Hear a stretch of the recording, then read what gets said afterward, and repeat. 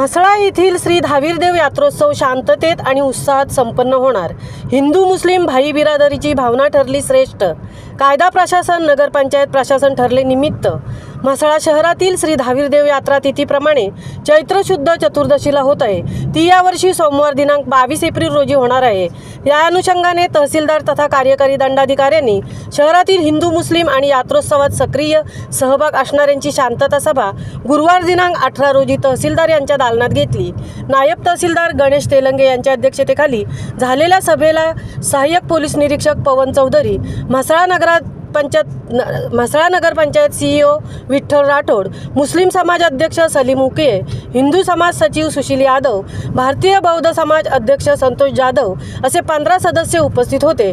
यावेळी हिंदू समाजाचे सचिव सुशील यादव यांनी सन 2023च्या यात्रोत्सवातील बळ काढणे आणि शिव बांधणे चे प्रसंग शासनाचे दप्तरी कुठेही नोंद नसलेल्या सभेपुढे कथित केला। अत्यंत खेळीमेळीने शहरात राहणारे हिंदू मुस्लिम समाजात भविष्यात कटुता येऊ नये म्हणून प्रत्यक्ष स्थळ पाहणी करणे हा सन्माननीय तोडगा ठरला। हिंदू मुस्लिम पदाधिकारी आणि सहाय्यक पोलीस निरीक्षक पवन चौधरी, कायदा निवासी नायब तहसीलदार गणेश तेलंगे, प्रशासन नगरपंचायत प्रशासनाचे सीईओ विठ्ठल राठोड यांनी प्रत्यक्ष संयुक्त पाहणी केली असता यात्रा आयोजकांमार्फत शहराची शिवबांधणी बळ देण्याची पारंपरिक पद्धत हा प्रकार शहराचे सीमेलगत म्हसळा शहराच्या हद्दीत जानसई नदीलगतच्या सीमेवरील पात्रा शेजारून होत असतो।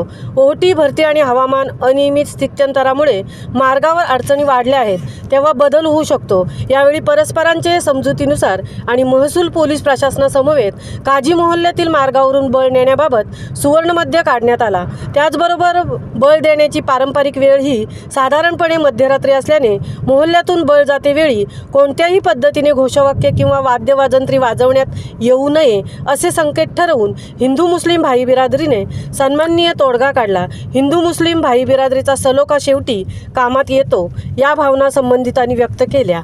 महामुंबईसह संजय खांबेटे, म्हसळा। सदस्य मंडळी, आज आपला